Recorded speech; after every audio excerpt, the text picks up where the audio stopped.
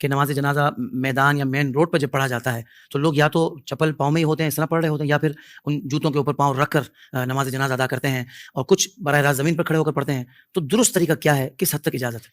देखिए, इसके सिलसिले में दुरुस्त तरीका सबसे पहले ये है कि आपने अपने आप को नजासत से बचाना है। सही। ठीक है।